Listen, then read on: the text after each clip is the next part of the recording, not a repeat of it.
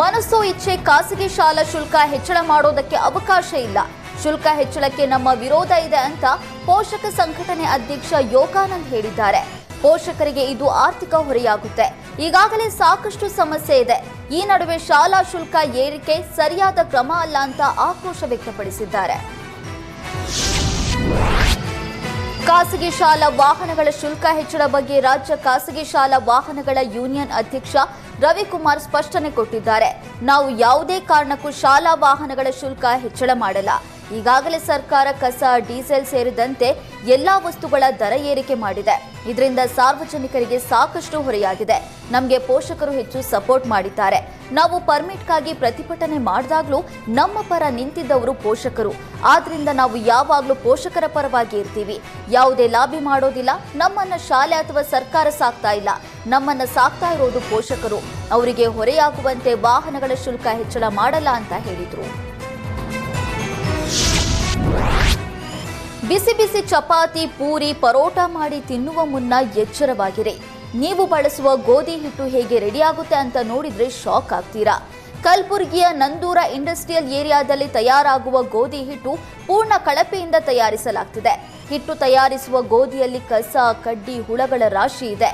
ಅಷ್ಟೇ ಅಲ್ಲದೆ ತಮ್ಮ ಬ್ರಾಂಡ್ನ ಜೊತೆಗೆ ಇನ್ಯಾರದ್ದೋ ಬ್ರಾಂಡ್ ಹೆಸರಿನಲ್ಲಿ ಪ್ಯಾಕ್ ಮಾಡಿ ಅಕ್ರಮವಾಗಿ ಮಾರಾಟ ಮಾಡಲಾಗ್ತಾ ಇದೆ.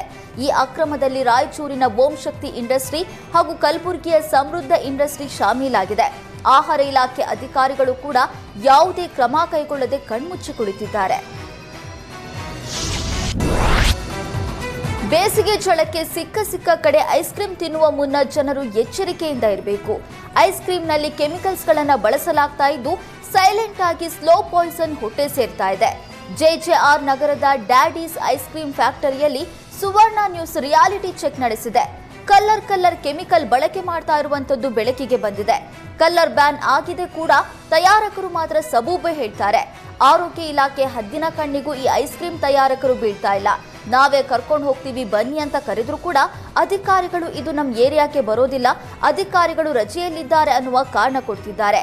ಗುಜರಿ ಅಂಗಡಿಯಂತಿರುವ ಐಸ್ ಕ್ರೀಮ್ ತಯಾರಿಕಾ ಘಟಕದ ಎಂಟ್ರಿಯಲ್ಲಿಯೇ ನೊಣಗಳ ರಾಶಿಯೇ ಇದೆ. ಇದೆಲ್ಲದರ ಜೊತೆಗೆ 10 ಬಗೆಯ ಕಲ್ಲರ್ ಕ್ಯಾಂಡಿಗಳು ಫ್ರಿಡ್ಜ್ನಲ್ಲಿ ರಾಶಿ ಬಿದ್ದಿದೆ.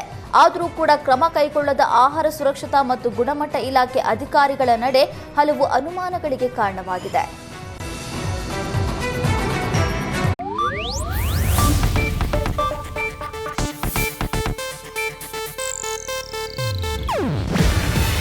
ಇದು ಏಷ್ಯಾನೆಟ್ ನ್ಯೂಸ್ ನೆಟ್ವರ್ಕ್ ಪ್ರಸ್ತುತಿ.